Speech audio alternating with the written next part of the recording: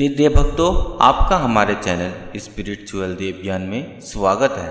आज हम इस वीडियो में आपको अहोई अष्टमी व्रत के बारे में बताएंगे। तो चलिए शुरुआत करते हैं। अहोई अष्टमी का व्रत संतान की उन्नति, प्रगति और दीर्घायु के लिए होता है। यह व्रत कार्तिक कृष्ण पक्ष की अष्टमी को किया जाता है। जिस दिन की दिवाली होती है उससे ठीक एक सप्ताह पूर्व उसी दिन को अहोई अष्टमी पड़ती है। तो चलिए अहोई अष्टमी की पूजा विधि के बारे में जानते हैं। व्रत करने वाली स्त्री को इस दिन उपवास रखना चाहिए। सायंकाल दीवार पर अष्टकोष्ठक की अहोई की पुतली रंग भरकर बनाए। पुतली के पास सेई व सेई के बच्चे भी बनाए। चाहे तो बना बनाया चार्ट बाजार से खरीद सकती है। सूर्यास्त के साथ तारे निकलने पर अहोई माता की पूजा प्रारंभ करने से पूर्व जमीन को साफ करें। फिर चौक पूरकर एक लोटे में जल भरकर एक पटरे पर कलश की तरह रखकर पूजा करें। पूजा के लिए माताएं पहले से चांदी का एक अहोई या स्याऊ और चांदी के 2 मोती बनवाकर डोरी में डलवा लें। फिर रोली चावल व दूध भात से अहोई का पूजन करें। जल से भरे लोटे पर स्वास्तिक बना लें। एक कटोरी में हलवा तथा सामर्थ्यानुसार रुपए का बायना निकालकर रख लें और हाथ में 7 दाने गेहूं लेकर कथा सुने। कथा सुनने के बाद अहोई की माला गले में पहन ले और जो बायना निकाला था उसे सासू जी का चरण स्पर्श कर उन्हें दे दे। इसके बाद चंद्रमा को अर्घ्य देकर भोजन करे। दीपावली के पश्चात किसी शुभ दिन अहोई को गले से उतारकर उसका गुंड से भोग लगाए और जल के छींटे देकर आधार सहित स्वच्छ स्थान पर रख दे। जितने बेटे अविवाहित हो उतनी बार एक एक तथा जितने बेटों का विवाह हो गया हो उतनी बार 2-2 चांदी के दाने अहोई में डालती जाए। ऐसा करने से अहोई देवी प्रसन्न होकर बेटों की दीर्घ आयु करके घर में मंगल करती है। इस दिन ब्राह्मणों को पेठा दान करने से विशेष फल की प्राप्ति होती है। तो चलिए जानते हैं अहोई व्रत की कथा। प्राचीन समय की बात है। किसी स्त्री के 7 पुत्रों का भरा पूरा परिवार था।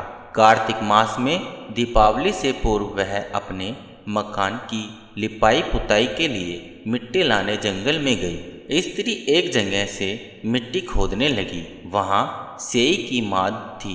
अचानक उसकी कुदाली सेई के बच्चे को लग गई और वह तुरंत मर गया। यह देख स्त्री दया और करुणा से भर गई, किंतु अब क्या हो सकता था।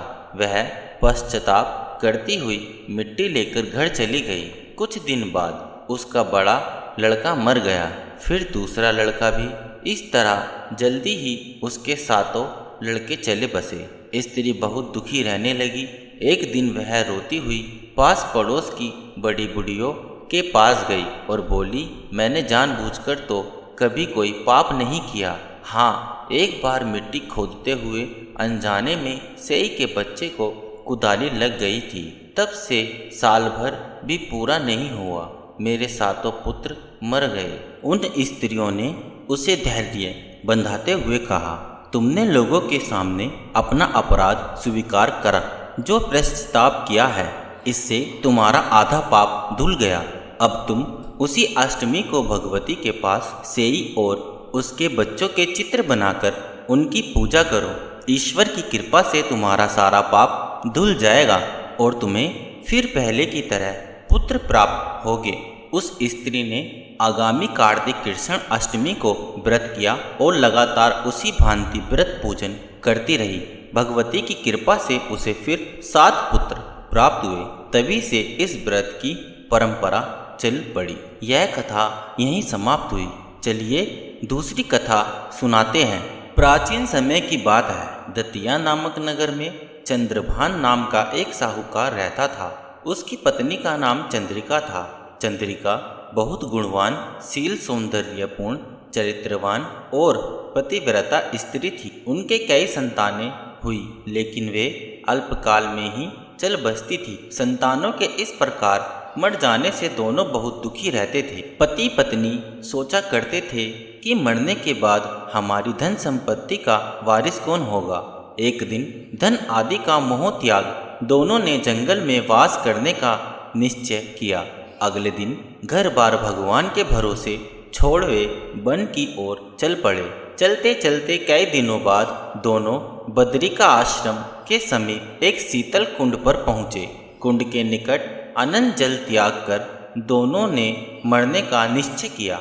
इस प्रकार बैठे बैठे उन्हें 7 दिन हो गए। 7वें दिन आकाशवाणी हुई, तुम लोग अपने प्राण मत त्यागो, यह दुख तुम्हें पूर्व जन्म के पापों के कारण हुआ है। यदि चंद्रिका आहोई अष्टमी का व्रत रखे तो आहोई देवी प्रसन्न होगी और वरदान देने आएगी। तब तुम उनसे अपने पुत्र की दीर्घायु मांगना। उसके बाद दोनों घर वापस आ गए।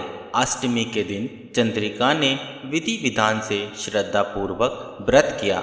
रात्रि को पति पत्नी ने स्नान कर स्वच्छ वस्त्र धारण किए। उसी समय उन्हें आहोई देवी ने दर्शन दिए और वर मांगने को कहा।